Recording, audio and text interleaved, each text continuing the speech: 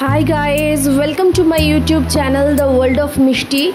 और जेरकम तुम्हादेर बोलछिलाम টিউলিপ গার্ডেন দেখা কমপ্লিট করে আমরা এখন পাড়ি দিয়েছি দুধপাত্রির রাস্তায়।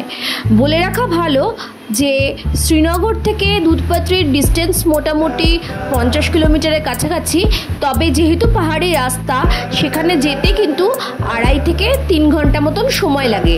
তো সময় হাতে নিয়ে এই প্ল্যানিংটা করবে। এটা কিন্তু একটা অফবিট প্লেস এবং খুব সুন্দর জায়গা, সেটা তো তোমরা নিজেরা ভিডিও দেখলেই বুঝতে পারবে। তো চলো আমরা এগোই দুধপাত্রির রাস্তায়।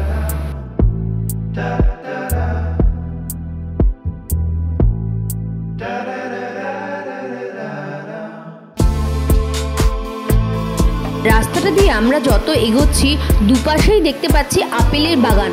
তো আশা করছি যখন আপেল হয় মানে অক্টোবর মাসের দিকে যদি তোমরা আসো তাহলেও কিন্তু এখানে খুব সুন্দর একটা ভিউ তোমরা দেখতে পাবে, যেটা কিন্তু এই সময় এসছি বলে আমরা দেখতে পাইনি। তবে প্রচুর আপেলের বাগান আমরা এখানে দেখলাম এবং দৃশ্য তো তোমাদের কাছে বলার কোনো জায়গাই নেই। অসাধারণ দৃশ্য, অপূর্ব।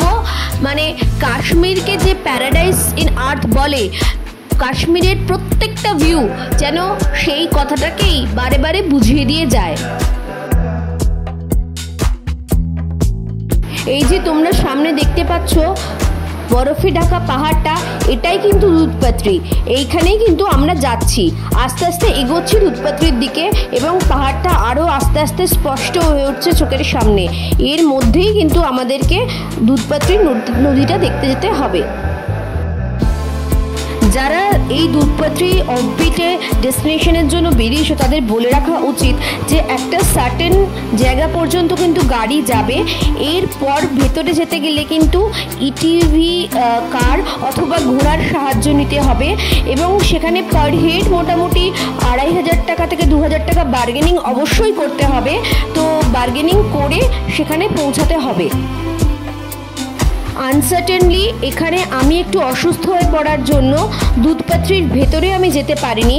তবে এইটা হচ্ছে সামনের একটা পার্ক মতন আছে, এখানে লোকজনরা রেস্ট করতে পারে। তো আমি যেহেতু শরীরটা ঠিক ছিল না সেখানেই বসে রেস্ট করেছি, কিন্তু এখান থেকে কমপ্লিটলি দুধপাত্রির ভিউটা আমি কিন্তু দেখতে পেয়েছি। তো তোমাদেরও সেই ভিউটা দেখাচ্ছি এবং বলে রাখি যারা ইটিভি কার বা ঘোড়া করে যাবে তাদের কিন্তু এইখান থেকে ভেতরে একটা নদী বয়ে যাচ্ছে যেটা নাকি দুধ সাদা, সেইখানে কার বা ঘোড়াটা ঘুরিয়ে আনবে এবং তাতে মোটামুটি 1.5 থেকে 2 ঘন্টা আরও সময় লাগবে। তো এই হচ্ছে দুধপাত্রির ভিউ।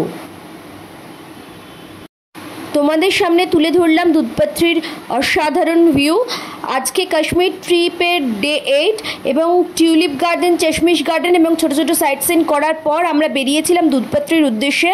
তো এবার ফিরে যাচ্ছি হোটেলে। যদি আমার চ্যানেলটা তোমাদের ভালো লেগে থাকে তাহলে চ্যানেলটাকে প্লিজ একটু সাবস্ক্রাইব করো আর লাইক করো, কমেন্ট করো এবং বন্ধুদের সাথে শেয়ার করো এবং ফলো করো কাশ্মীর ট্রিপের বাকি ডেস্টিনেশনগুলো দেখার জন্য। কাল আমরা বেরোবো পেহেলগাঁওর উদ্দেশ্যে, চাই তোমরা সাথে থেকো সেই ভিউ দেখার জন্য।